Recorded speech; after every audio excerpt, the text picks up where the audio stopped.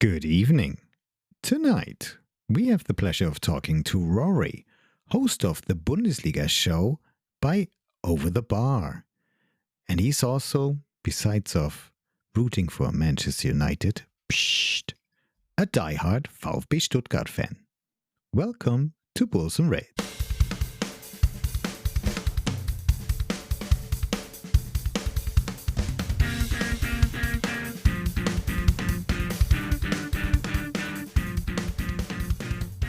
And welcome to Bulls and Red, our RB Leipzig podcast, which is at home in Leipzig and made for you wherever you are on this little planet. This is a brief episode ahead of our little clash and trip to Stuttgart. And later on, we'll be talking to a special guest of our podcast, to Rory. But first, I would like to welcome the brain of the podcast, Richard. How the devil are you tonight? Thank you. I'm good. I'm fine. Had a smooth start into the week. Tomorrow is already Wednesday. Handball World Championship starting tonight. Oh my God. Yeah, and Team Germany is going to play tomorrow. So I don't know. I have to use the second screen, to cover RB Leipzig versus Stuttgart and the match of Team Germany versus Poland. I'm looking forward to it. It's going to be a fun January sports-wise for me. Brilliant. But your Packers, they're out, aren't they? Ooh. Yeah, not surprising. Not surprising at all. If we were just running out of receivers as the game went, and every snap, the next man was down. It was, I think, number 87, Romeo Dobbs was down, and then the other guy, I don't get the name now. I'm not sure who there had almost no starter at all in the receiving unit. So. Yeah, and it's very not surprising to me that the Eagles won, so a good game, and but unfortunately they won't make it all the way. Oh my God. But at this point, I would like to thank another podcast, the guys of It's Not Easy Being Green, of Werder Bremen, North America. Ben and Christian, we had a lovely time and a blast putting that episode together. So thank you very much for that. And that leads us nicely to Sunday's match when we played Werder Bremen. Just before you start, Richard, I think Ben and Christian, they were a little bit sad and a little bit disappointed about this play of Werder Bremen. But I have to tell you, they shouldn't be, because I thought Werder Bremen was a pretty good team. There's a lot of positives for them to take away for their match versus Heidenheim. And it was just unlucky for them that we had some key players returning. And I'm sure you'd like to tell us all about it. Yeah, it was a really fun afternoon to watch. It's been a while. I had such a funny afternoon in the stands because I think our team was so good in all parts of our lads. And it was so good, Xavi, having back on the pitch, because with his sheer appearance on the pitch, he creates so many space for every other player to maneuver. And that, made it for Nusa even easier to shine, and especially in the second half when I think Werder Bremen got a little bit exhausted. And I found it interesting that how Šeško was used, because he was used as a wall player in a number of times that I never recognized in the first 14 games this season, and even last season I did not. And I think that worked very well because he's so tall, quick, has long legs, and he was so good in protecting the ball when he was found in midfield and gave all the other lads, so Xavi and Openda, of course, and Nusa, to keep up with him, and then keeping up with the ball and putting themselves into positions where he can use or where he was able to pass the ball to. And I think that was one key to get to the win here, and of course the individual class of Mr. Simmons. Especially this 2-1 goal. Okay, it was a deflected ball, so how it went in the back of the net was a little bit lucky. But his abilities to go with the ball through midfield and just run away from defenders and from midfielders. And I know, okay, Friedl did not have his best afternoon, and I think it's was maybe even worse. But I don't want to be impolite. And but he was taken off. He was taken off at halftime, and it was very deserved. And I think Velkovic did a much better job when he came on. But anyway, you have to use this room if it's presented to you, and I think he did this in a very old-fashioned in the 2023 Xavi Simons way, and I'm glad that he's back in Raum 2. And last thing, and then we should move on for tomorrow, I would like to mention is who caught my eye was Lukas Klostermann, because I think defensively he didn't lost any duel. Okay, he was a little bit, I mean, he wasn't really late when the equalizer happened because he was at his man, but I think it was Grüll who had the toe tap, had to pass with his toe, or with his, how do you say it in English? With his hacke, with his heel. Heel. Yeah, thank you. And, it was a surprising pass and it's hard to defend. But I think it was the only scene where he was second winner in a duel, and in all other scenes, he played brilliantly without the ball. With the ball, it was not that good, but it's not that what he gets his paychecks for. He should defend, and that he did very well. And we talked about him during one of our Advent calendar shows, and we agreed that if you bring Klostermann on the pitch, you know what you can expect from him. And that was masterclass Klostermann on Sunday. So thank you, Lukas. I would like to see 10 more years Lukas Klostermann in our playing that way. Jersey. Yeah, don't get older, playing that way. My unsung hero was Arthur Vermeeren. He was just fighting everywhere, and I think he would put in a very strong performance. And I also enjoyed being there, and it was a completely different feel to, if you compare it to the last match at home versus Eintracht Frankfurt, that was really tense. But here we had the confidence that they can score all the time. And when Xavi actually scored twice, we were a bit surprised, pleasantly surprised. And it takes a little bit of time to get back into that confidence that we had 3 months ago.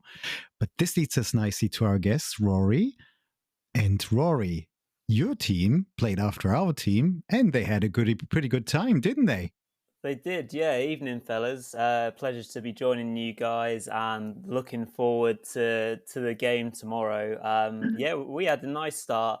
Not as free-flowing, shall we say, as you chaps were, an hour or two before. That was a really impressive outing and performance. It was, workmanlike. It was a pretty impressive start from the VfB.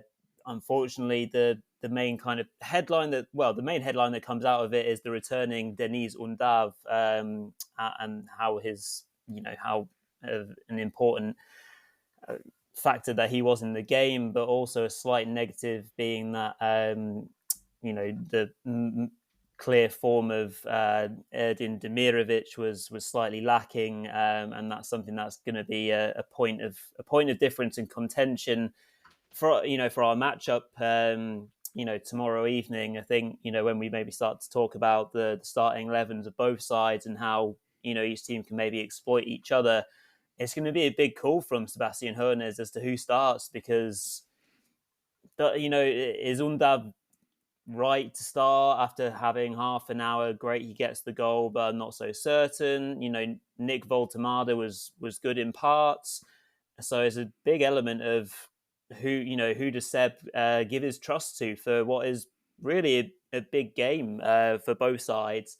And I think it'll be a great game, and I think it's great that both teams have had key actors and players come back at just the right time at the start of 2025. But having said that, if I think back of the last encounter on our trip to Stuttgart, that was dreadful for us, wasn't it? It was. I remember watching the game at the time, and I couldn't believe how bad our team played. Now there's a bit more optimism and confidence. Cautiously optimistic, I think, is a good expression for that over here in Leipzig. And that really is derived from the fact that we came through a really tough part, and it is still tough, but it seems to be getting slightly better. However, one of our key players, Xaver Schlager, is still injured and is now added to the injury list, and we're still missing a couple of players that should come back. But it was an encouraging start for recovery, so to speak, and trying to ensure that we stay in the top four when we watched RB Leipzig on Saturday. I picked up something really funny. Well, I think it's funny. in the newspapers yesterday here in Germany. That was actually nationwide, and I know you do a sort of kiosk, so we have a small kiosk to add to that. And these are 5 facts when we look at the RB Leipzig game at Stuttgart. I just want to read them to you and see what kind of thoughts you have, or if that strikes fear into your bones. Let's see. First one is, RB Leipzig has a strong record because they have won 70% of all Bundesliga matches against VfB Stuttgart. I think they only win 12. Here's a nice English term. The Swabians have only won once significantly. Oh no, I just referred to that one, with a 5-2 victory last season. So are you concerned that RB Leipzig had such a good track record? It is a good track record, really? Isn't it? Yeah. Oh yeah, it is. I know. Yeah, and well, I mean, the parallels are there. Maybe if you want to believe in the powers that be and mystic elements of fate and all those sort of lovely things, because it was this time last year, roughly speaking, wasn't it? The 5-2 game. Yeah. A certain Deniz Undav scored a hat trick in that game. It was a wild one. Sorry to remind you, chaps. But yeah, the record does, records are there, for people to look at and then people in the media to repeat and regurgitate. But it gets into players' minds, doesn't it? And there are bogey teams. We talk about, say the Gladbach effect on Bayern, and they almost happened again, didn't it, on the weekend? If it weren't for a very suspect penalty. Just less on that, the better. I think you absolutely have to factor in these things. Hopefully, the lads will take confidence in what happened at least this time last year, and like we've already kind of half touched on, players coming back into the squad and breathing just that confidence. It probably is amazing to think how much of a lift Undav coming back into the squad, as well as Leveling as well, because it's fantastic to see him back in the team. So the only real red herring for VfB right now is the Demirovic effect and what on earth we do with him. Demirovic, somebody who we know quite well as well from the Pokalfinale 2022. Okay, but here's the next reason why this record defeat for RB Leipzig is not going to happen again, because Peter Colaci, as a key player, and every time Peter Colaci was in goal against VfB Stuttgart, they never lost. And that happened in 9 matches. And he only conceded 2 goals. And Peter Colaci is going to be in goal tomorrow. So what do you say? I love this. Tomorrow's going to prove me all wrong. But hey, for now, it's good. Maybe these 5 stats are going to get obliterated tomorrow. We'll have to see. Golaci's he's often a player that I find has, glow up games, particularly in ones where, VfB seem to be playing. So it wouldn't surprise me if he has a big impact on the outcome of this game. As could our goalkeeper, a player who's, of high regard, but also does have his moments of, shall we say, dips in concentration. It seems to be a theme with goalkeepers in the Bundesliga generally. I mean, whoever has a better game is going to have a massive impact on the result. I agree. Here's another one. I love this one. Headline is streak across seasons. So RB Leipzig remains unbeaten for 15 Bundesliga matches with David Raum and 18 Bundesliga matches with Xavi Simons. Okay, here we go. And they're both back. Yeah, what to do with those two? I know. If nothing else, it just changes RB Leipzig's match and improves it a lot. It calms it down and allows for performances like we had on Sunday. So that makes me quite hopeful. So I think this one is more for us to look at and to take hope from.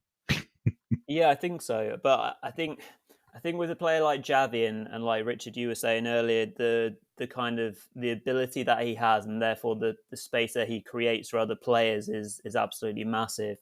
The kind of one-on-one duels that we'll have for this match is going to be really interesting. And what a huge job the double pivot of Angelo Stiller and Atakan Karatsor will have to implement onto Xavi Simons is really interesting, because Stiller is the heartbeat of the team, the playmaker, and the one who can make that killer pass. So you want him to be more advanced, versus what Karatsor will do. But if the club captain can't get to grips with Xavi, that will create a lot of spaces, especially on the half turn, which Xavi is absolutely excellent at executing, being able to turn and accelerate and go at that back four. A back four that's had its challenges throughout. Well, certainly 2024, it was slightly more structured defensive performance against Augsburg, who do have a pretty strong home record. They're rather awful travellers, but they're one kind of redeeming factor is that they're very strong at the VVK arena. But yeah, overall they weren't really troubled. So it's going to be a completely different test against a really creative side. But here at home, within impressive crowd and a bigger stadium now from this season, it's always great atmosphere from what we can see over here. So that would really help you. But again, for us, it's really the hope that with the return of those two key players, the whole team is really gonna up their game, and they will need it tomorrow anyway.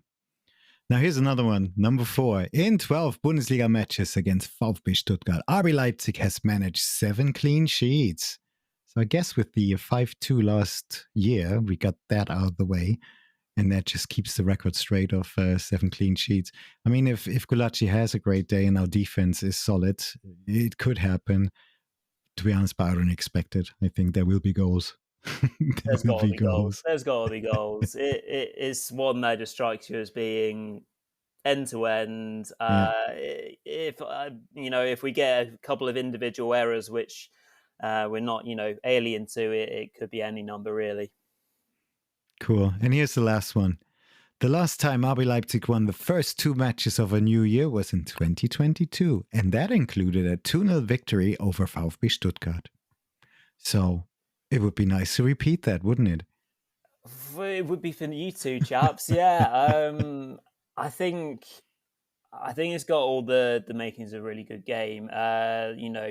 That I think that start of that run, that was the start 2022, if I'm not mistaken. You had a fantastic Rückrunde. So it would have been 22.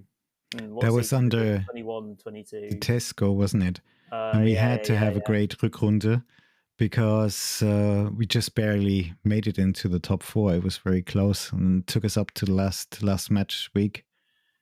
And we kind of almost bottled it, I think, at Bielefeld, who were relegated at the time already. Willi Orban, I think, he scored the equalizer, and you could see Tedesco in that tight shirt freaking out. One lady said, well, he shouldn't have done that. But anyway, so I remember that. But that was, of course, also the season when we went to the DFB Pokal final. And we had that Demirovic moment. Excellent. Well, thanks for playing along. I thought this was kind of funny. The reasons they mentioned, none of them are really hard facts, but it's a little bit of fun. So thanks for playing along. But what do you think? How is VfB Stuttgart going to approach that tomorrow? Well, I think one thing that's quite interesting that I was randomly having a thought in bed, as you often do when your minds are wandering, and I was, of course, thinking about VfB. And so I was thinking back to Sunday and the two differences between the two fullbacks that Stuttgart can employ. However, speaking of that, it sounds like Maxi might actually be unavailable tomorrow. So that's quite an interesting point either way. But the two differences between those, players in terms of Mittelstädt versus Wagnermann, I feel is that Mittelstädt, of course, works in, nice combinations with Furyk. So that'll be a point that's already broken up for tomorrow and something that Leipzig could possibly exploit. But though, the danger from that side is often from Furyk either cutting in and trying to get his shot off, or from Mittelstädt to whip in across, usually level with the 18-yard box. He doesn't usually take the ball that deep into territory. What I find on the other side, what usually happens is, again, you'll have, say, an inverted Mio, or maybe Labeling once he's fit, even Brun Larsen, who we might see more of now. You'll see Wagnerman go into the byline most of the time and doing those pullback crosses, like we saw him do a few times against FCA. So I think being able to maybe get around the back of Leipzig could be an interesting thing to try and get some joy from. It's something that we see, again, the likes of those who can dribble really well, like Mio. They'll go on these mazy runs and then be able to do a cutback or a pullback. The question is, if it's someone like Demirovic on the other end of it, how's his confidence? How's his clinicality? If we're not clinical tomorrow evening, then we will pay for it. Ultimately, we got away with it on Sunday. A 1-0 win is not something we've been used to so far this season. So, against a better team, it might have ended up being a draw, and we would have been left, feeling frustrated. But so maybe trying to use the wing play a little bit. It was interesting what you were saying about Klosterman, because on the show, particularly Mark, because I'm pying off responsibility here, but Mark was often refers to Klosterman sometimes as maybe a weak unit when you don't have, Henriks, of course. Another interesting one is seeing Sievald as a centre half. One thing that I've mentioned once or twice on the pod as well, and obviously he was involved. He was responsible for the second Werder goal that we saw on the weekend, where Ollie Burke is very sharp on the ball and nips in and is able to make the most of a loose touch and makes it the 4-2 scoreline, making it a little bit prettier for Bremen in the end. Few thoughts there that Stuttgart might be able to make the most of, and of course they'll try and take as much possession as they possibly can do. Well, it's interesting. Excuse me, Mario. That you mentioned Seibald, because you're absolutely right. He was responsible for the second Werder goal, but he was responsible for the first one too, because he was the one that put Weiser on side because he was just too slow getting him offside. And then when the situation developed, and then he was a little bit late to prevent his shot on the goal. Seibald, anyone who's listened to our pod regularly knows that you're not a fan. I'm not a fan. It needs a little bit more to convince me. So from him, okay. So Mario, maybe I see him through a few bit more rose-tinted glasses. I think he was pretty good, and especially in his role that he has been now, since we are missing so many players. I think he was stronger than before. And I didn't mind Ollie Burke to score towards my old seat because, I remember the first goal at home that RB Leipzig scored with him going through the side and passing to Naby Keita. Reminded me of that. Plus the scoreline was 4-2. That's okay. And he didn't freak out like Hasenhüttl did when they beat RB Leipzig a couple of months ago. That's interesting. Roy, what do you expect RB Leipzig is going to do? How are they going to approach this match tomorrow? Well, I was very much waiting to see what happened on the weekend. When looking forward to this game, I really wasn't sure what Leipzig was going to turn up on Sunday in the first place. I'm now especially more worried as to the performance of the side. Again, like you say, all the key actors that are now back in the side are going to be really important. If Xavi continues on this upward curve and can get a lot of the ball, and again can get into those half spaces in between Karat-Sor and Stiller and the back four, that will be a particular worry. I think one thing to maybe note or be concerned about is Leipzig's ability to shoot or score from distance. So that's one thing that Alexander Nubel has maybe struggled with at times. Goal coverage, and sometimes is a little bit slow to react to some of those kind of long range efforts and goals. We've seen a little bit of that so far this season. So when you've got players with the ability Xavi in terms of his accuracy of shooting.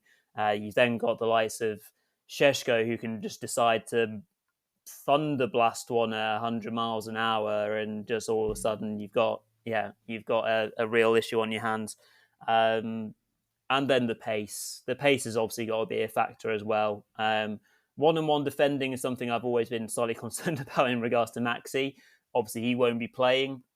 I think we'll see a really good duel between Wagnerman and whoever is operating on the Leipzig left. Wagnerman's a very physical and surprisingly quick player.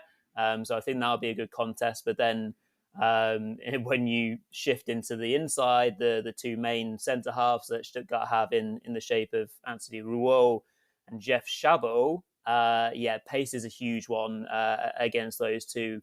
Rouault has been better at doing covering, and Chabot seems to be the main guy to push up, win the headers, because he's so big and physical in that respect. I think a couple of those bits of pace, shooting from distance, and just playing on the break in general could be a definite way for Leipzig to exploit Stuttgart. Interesting. It's what you've picked up there. I don't think you need to be worried about set plays, because so far we have been diabolical this season. I'm not sure if it's going to improve with David Raum back and Xavi, but before that, we're really harmless. It felt like we should give the ball away. Do you get any sense of how the mood is around Stuttgart or in the camp of VfB supporters? Or is it the case that you need to talk to yourself?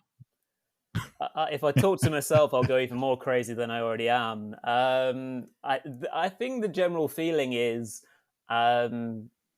content and realistic. Okay. I think maybe now more so than what at the start of the season, because I think expectations were just elevated so high because of last season. We're like, how on earth are we losing matches? Well, we shouldn't be losing this. We shouldn't be drawing this. We should be tearing up the Champions League.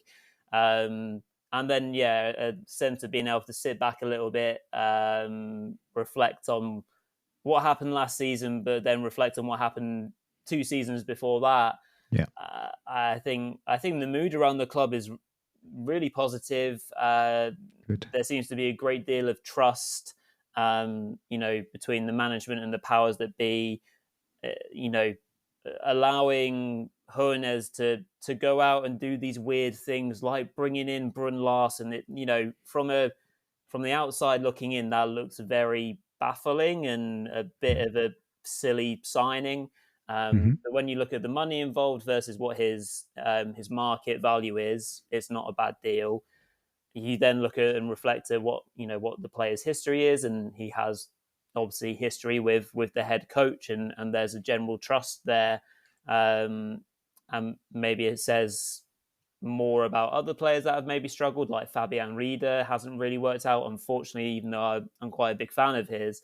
Overall, I think the transfers, generally speaking, have been fairly welcomed. There's still a big jury out on the big money man. I've already mentioned him a few times, and I don't want to, go in hard on him. I know the VfB Americana lads did a great episode talking about him the other day and what we can do with him.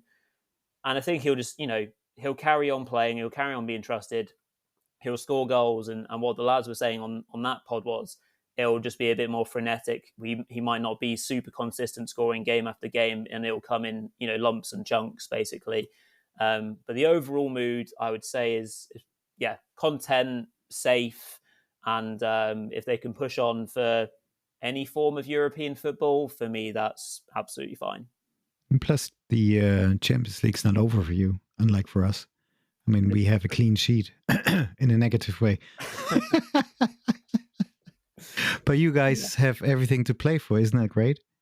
It's unbelievable. It's been such a blast watching them, the ups and downs, the Turin result, beating Juventus away, and not only doing it in a smash and grab formula, which a 1-0 win looks like. We absolutely dominated Juventus from start to finish. And a 0-0 draw would have been completely unjust.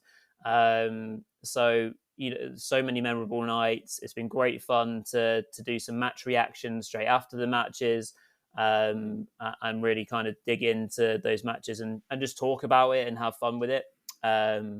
So yeah, obviously there's the Bratislava match to come, which obviously is a must win, which would set up a finale with Paris, PSG, and that would be an incredible fun way. Who are they? That's the club that's paying way too much for mediocre strikers.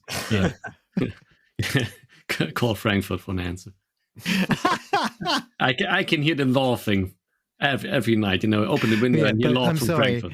I'm sorry, but I just want to mention the name Andre Silva, just for the record.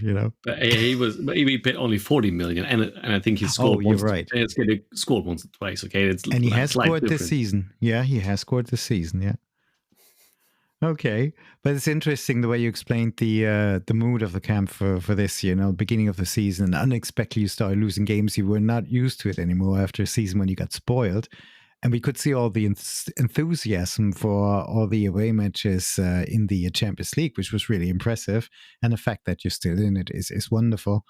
So I think calm and collective, if you approach the rest of the season like that and see what the outcome is, and if it is European football at the end of the season, I think that's a great achievement. And don't forget the quality of players that you actually sold as well.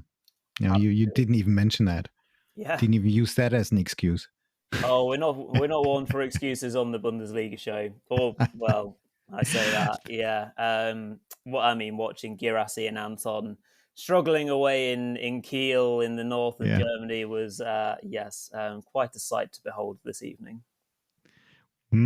Thank you for your thoughts there. Richard, is there anything you'd like to add about RB Leipzig for tomorrow?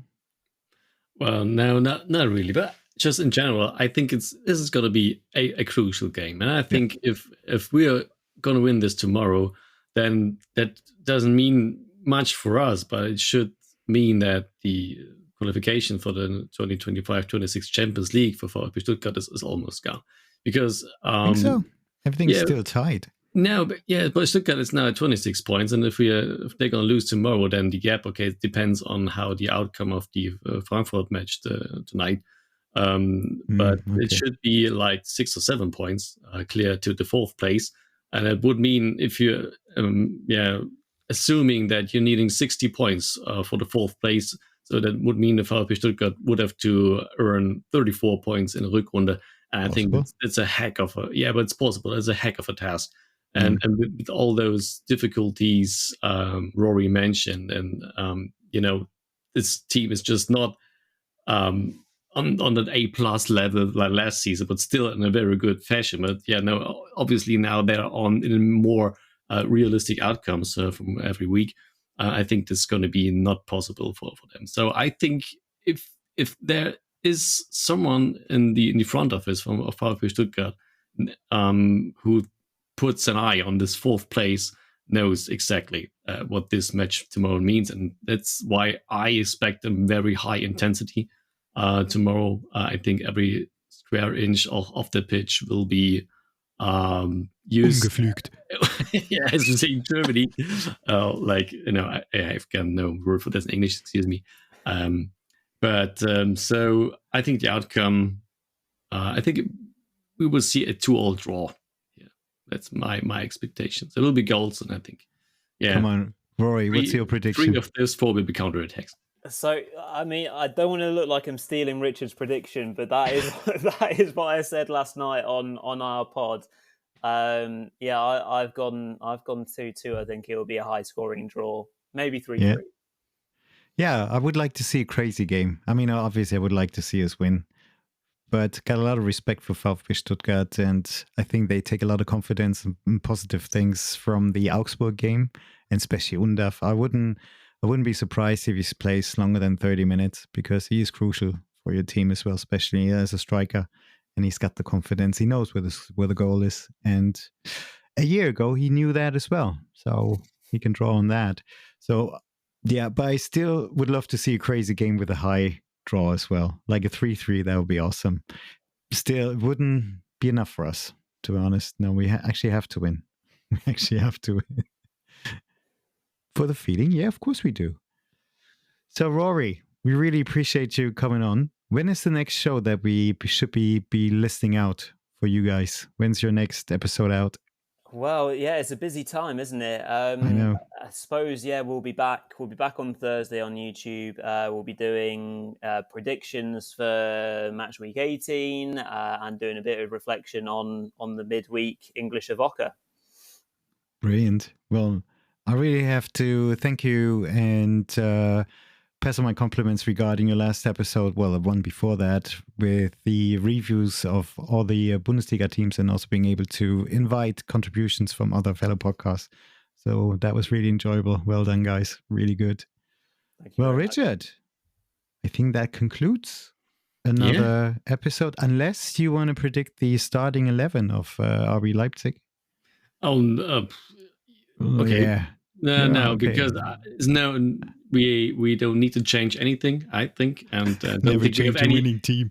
Yeah, of course, put all the same 11 bastards like last week. But we're running out of options as well. Who could? Okay, you could maybe think about switching Vermeeren for Haidara just to put a little bit more of defensive intensity in midfield. I think that could be a nice idea to think about. But honestly, that's the only thing I would change. I don't see any space for Hatrida. I don't see any options for Baku in that match. Maybe versus Bochum, just to put a little bit of more, Belastungssteuerung, as we say in German, so intensity management or whatsoever maybe is in English.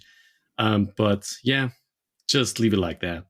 Those exactly 11 players that we saw on Sunday will we see tomorrow night. Okay, so we keep our fingers crossed that we're going to have a really good game. And to be honest, sorry, Rory, but we're hoping for 3 points, but we shall see. Rory, thank you very much for coming on. Pleasure. Give our regards to your better half and keep up the great work and hope to talk to you again soon. Thanks very much. And Richard, vielen Dank und auf Wiedersehen. And all I need to conclude now is, auf geht's, Leipziger Jungs!